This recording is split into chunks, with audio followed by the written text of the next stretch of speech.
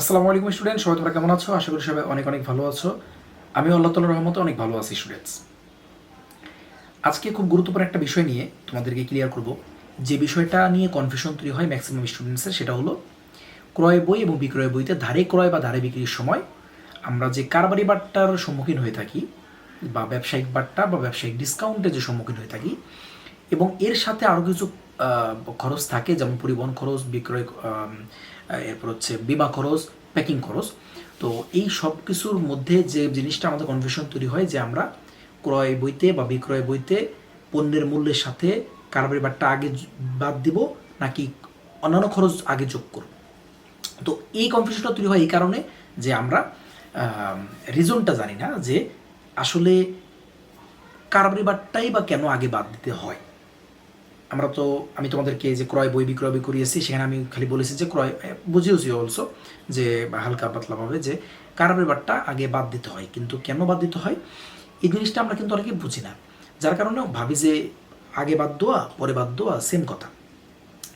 জিনিসটা দেখো, একটা দোকান থেকে একটা ক্রেতা যখন কোনো মাল কিনে, তখন সেই বিক্রেতা যে কয় টাকার পণ্য বিক্রি করে, বিক্রেতা কিন্তু সেই পণ্যের মূল্যের উপরই ছাড় দিয়ে থাকে, যত টাকাই ছাড় দিক বা যত পার্সেন্টই ছাড় দিক। এখন কথা হলো, একজন বিক্রেতা কিন্তু তুমি কত টাকা ভাড়া দিয়ে ট্রাক ভাড়া করে মালটা নিয়ে যাচ্ছ তোমার দোকানে, সেটা তার মাথার বিষয় না, সেটা কার মাথা মানে কার চিন্তা ভাবনা বিষয়, সেটা ক্রেতার চিন্তা ভাবনা বিষয়। তাহলে একজন বিক্রেতা কিন্তু কখনোই সেই ট্রাক ভাড়ার উপরে ছাড় দিবে না, দিবে কখনো না। এটা তো সম্পূর্ণ ট্রাক, যে যার ট্রাক তার মাথা ব্যথা। অন্যদিকে যদি বিমা খরচ হয়, বিমা খরচটা যদি বিক্রেতা করে থাকে, এই বিমা খরচের উপরে কিন্তু বিক্রেতা ছাড় দেয় না, এটা বিমা কোম্পানির মাথা ব্যথা। বিমা কোম্পানি যদি কম নেয় কম নিবে, বেশি নিলে বেশি নেবে। এরপরে যদি প্যাকিং খরচটা হচ্ছে আলটিমেটলি, এটা হচ্ছে যে সাপোজ তোমার 10-20 প্যাকেট বিস্কুট কিনছো বা 100 প্যাকেট বিস্কুট কিনছো, এই সব তো আর আলাদা আলাদা দিতে পারবে না। একটা ভালো একটা বস্তার ভিতরে ভরে বা ভালোভাবে প্যাকিং করে কার্টুনে ভরে তারপর পাঠাতে হবে। তো ফাইনালি যে প্যাকিংটা করতে হয়, এটা হচ্ছে প্যাকিং খরচের অন্তর্ভুক্ত হয়।